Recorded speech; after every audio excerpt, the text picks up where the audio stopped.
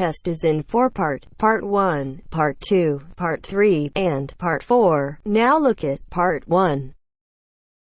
Part 1. When Mark and Jane arrived in Edinburgh, they discovered that Mark had left his camera on the train. At the Lost and Found office, he has to fill in a lost property form. First, you have some time to look at questions 1 to 4.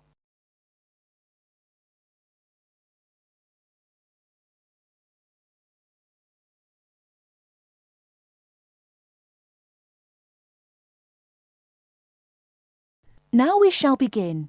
You should answer the questions as you listen, because you will not hear the recording a second time. Listen carefully and answer questions 1 to 4. Good evening, sir.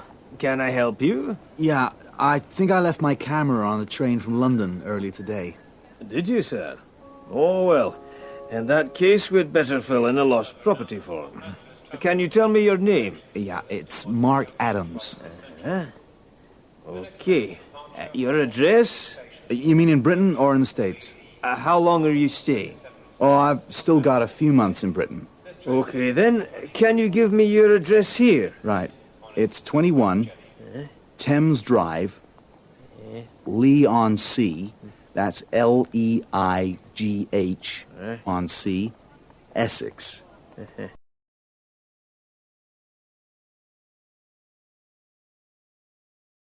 Before you hear the rest of the conversation, you have some time to look at questions 5 to 10.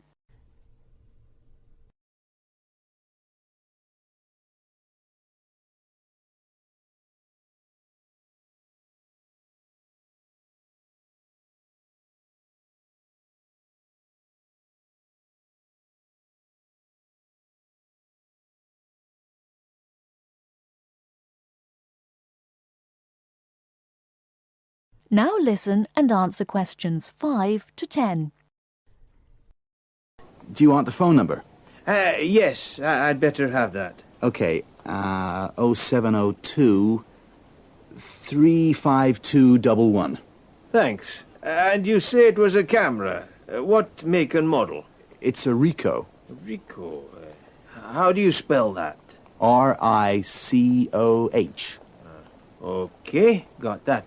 Now, you say it was the London train. What time did it arrive in Edinburgh? At 4:55 this afternoon. Exactly on time. Well then, if we find it, sir, shall we phone you? No, I think I'll drop in the day after tomorrow to check up. Right you are, sir. We'll do our best.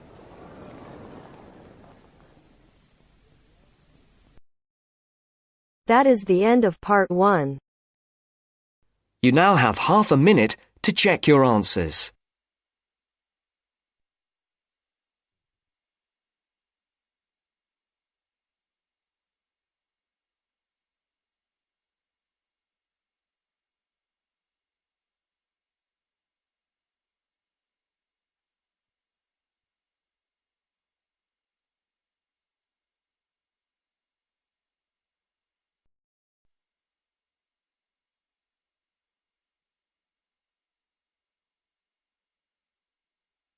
Now turns to Part 2. Part 2. She's going to talk to us today about the pleasures of running her own business. First, look at questions 11 to 14.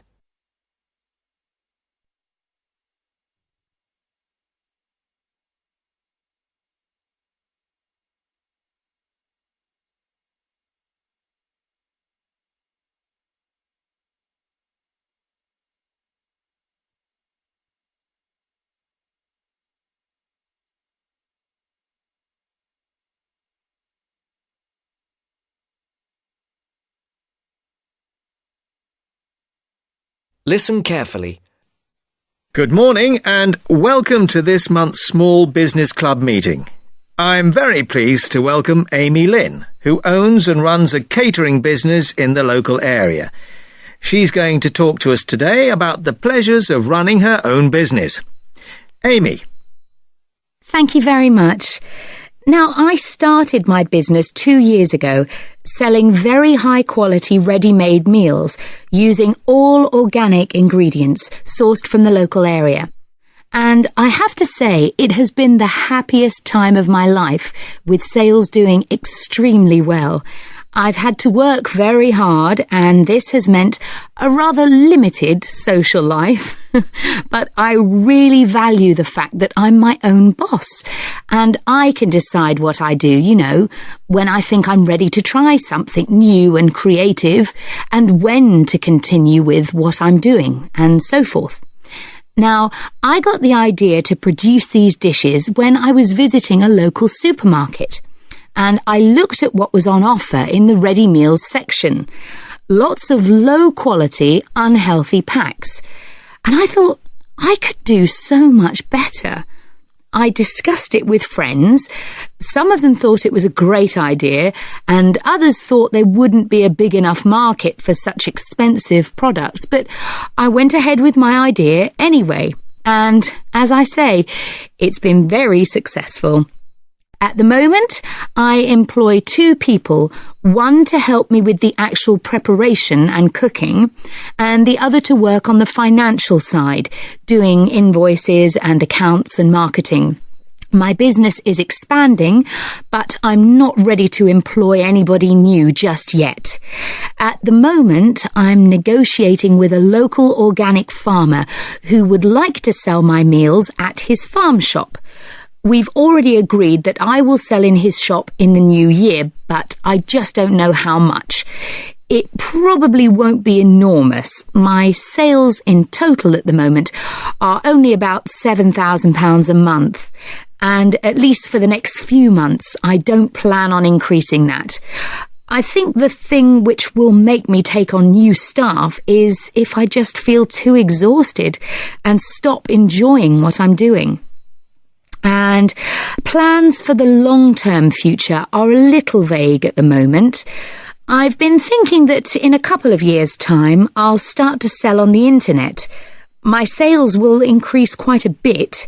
I won't advertise because that might mean I would expand so fast that I couldn't continue to use all organic ingredients, and I'm very anxious to go on doing that.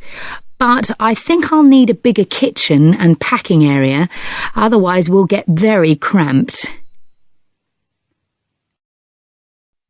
Before the broadcast continues, look at questions 15 to 20.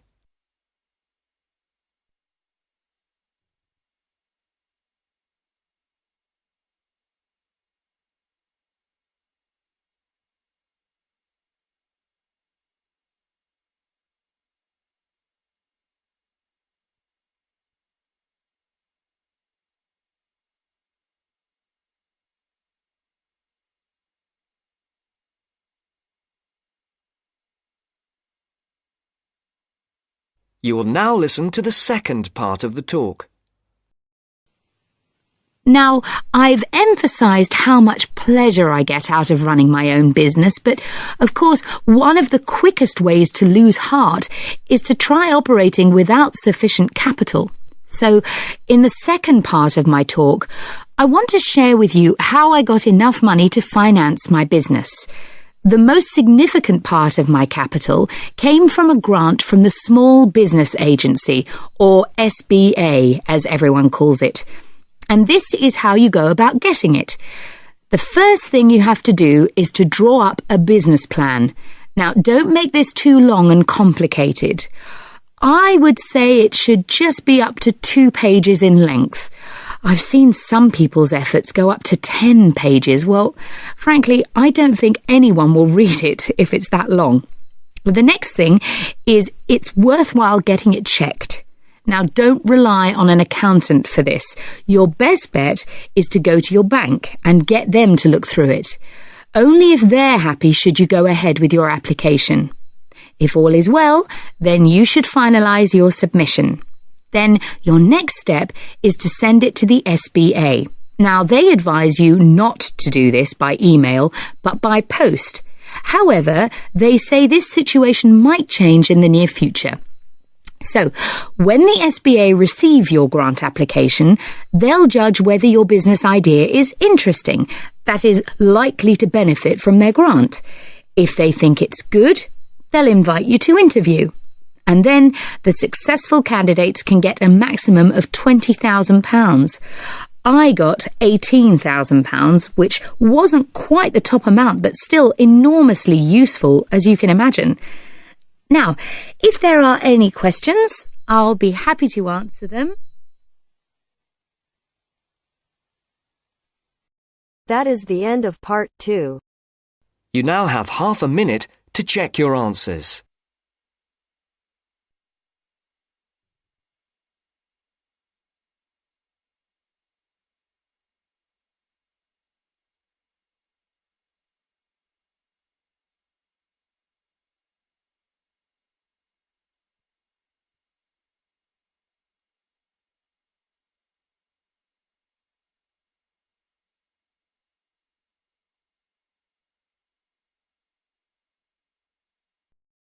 Now turns to part 3. Part 3. You will hear a conversation between two students who will discuss a project they're working on together. You have 30 seconds to look at questions 21 to 27.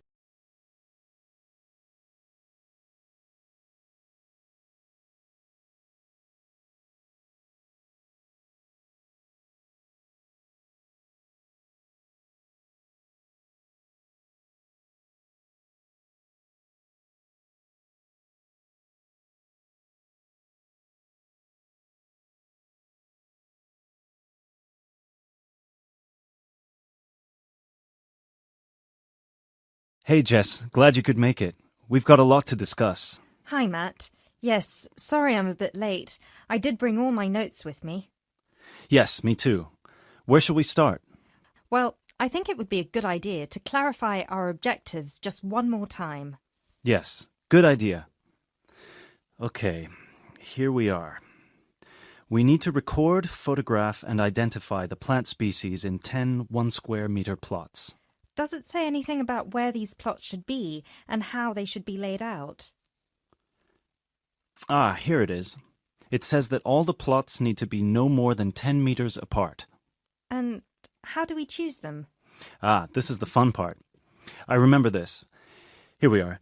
Make a 1-meter square frame using bamboo sticks available from the department stores. Yes, we've already done that. I know, I'm just reading the whole section.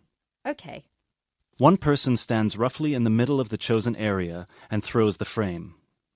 The other person uses a tape to mark out the square where the frame landed and returns frame to thrower. The thrower then turns a few degrees on the spot and throws again. The thrower must turn slightly after each throw and vary the force of the throw until after the 10th throw they are pointing in almost the same direction as the first. That sounds a bit complicated. That's only because it's all in writing. It's just a simple throw, turn, throw, turn, throw, turn until we have 10 squares. And I guess you want to do the throwing. Well, if you don't mind. I'm sure you'll be more accurate at marking the squares. Yes, I am sure I am, and I'm sure you've got a stronger throwing arm.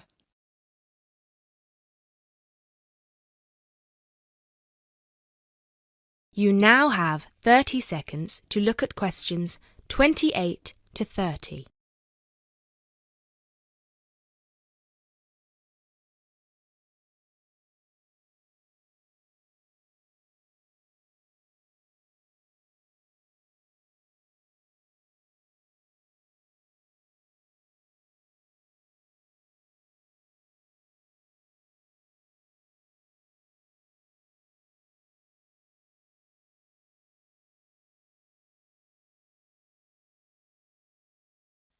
Okay, good. We've got that sorted. Now we need to decide where to go. Yes, I've been thinking about that and I've brought the map. Ah, well done. I forgot mine. Now, I've identified 3 possible locations, but they've all got some disadvantages. Okay, fire away. Well, the area around this lowland marsh could be interesting. There'll be a lot of interesting water plants here. Looks good, but what's the problem? Mainly that it's already a designated nature reserve, and I think there's already been a lot of research done here. Ah, I see. Well, I'd rather do something that's new and can be useful.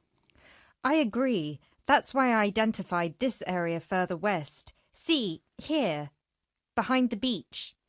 Oh, yes, I see. That area there, where it's flat, but quite high. Exactly.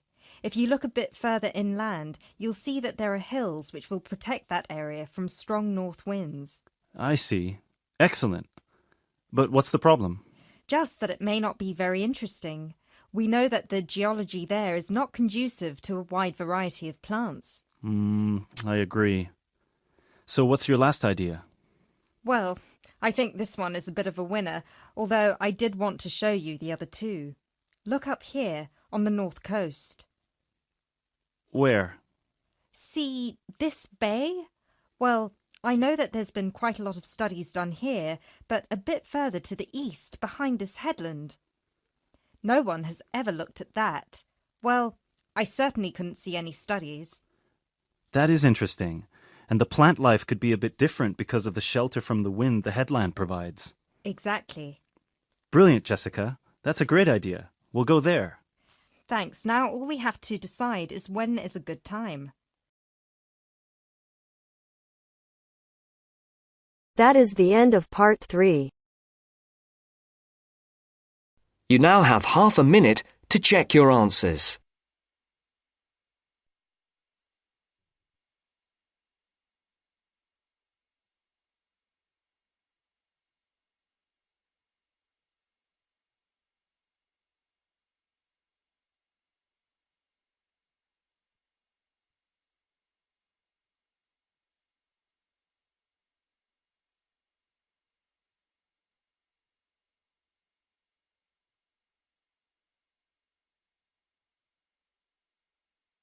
Now turns to part 4. Part 4. You will hear Rebecca Bramwell, an artist and illustrator, giving advice on how to get your first job or commission as an artist. First, you have some time to look at questions 31 to 35.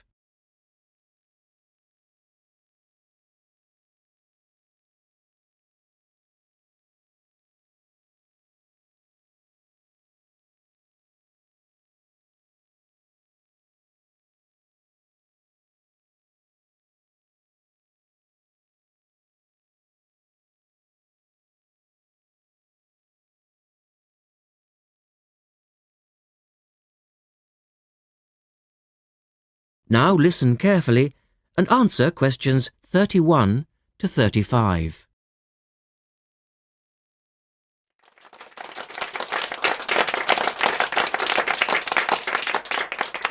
I'd like to introduce Rebecca Bramwell, an artist and illustrator who's come along today to talk to you all about getting your first job or commission as an artist. Over to you, Rebecca. Thank you for inviting me. I remember when I graduated back in 1983, I was very excited about getting my first commission. My degree was in fine art and I'd worked long and hard to get it. I was an enthusiastic student and I never found it difficult to find the incentive to paint. I think as a student you're pushed along by fellow students and tutors and the driving force is there. However, when you leave college, you find yourself saying things like, I'll have one more cup of coffee and then I'll sit down to work. I hate to admit it, but I say it myself. Suddenly, it isn't finding the inspiration or getting the right paper that's a problem. It's you. In my view, there are a number of reasons why this happens. It's a real challenge making a decent living as a new artist. You have to find a market for your work. Often you work freelance and need to take samples or portfolios of your work from place to place. These experiences are common to a lot of professional people. But artists also have to bare their souls to the world, in a way. More than anything, they want praise. If people don't like what they create, then it can be a very emotional and upsetting experience hearing them say this. I began to realise that these problems were preventing me from having a career in art, and so I decided to experiment. I was a painter, but I started to dabble in illustration, drawing pictures for books, cards, and this offered me the opportunity to become more emotionally detached from my work. I was no longer producing images from the heart, but developing images for a specified subject, taking a more practical approach. I began to develop a collection of my illustrations, which I put into a portfolio and started to carry around with me to show prospective clients and employers. But it was still tricky because publishers, for example, want to know that your drawings will reproduce well in a book. But without having had any work published, it's hard to prove this. Having a wonderful portfolio or a collection of original artwork is, of course, a first step. But what most potential clients would like to see is printed artwork, and without this evidence, they tend to hold back still when it comes to offering a contract. Look at questions 36 to 40.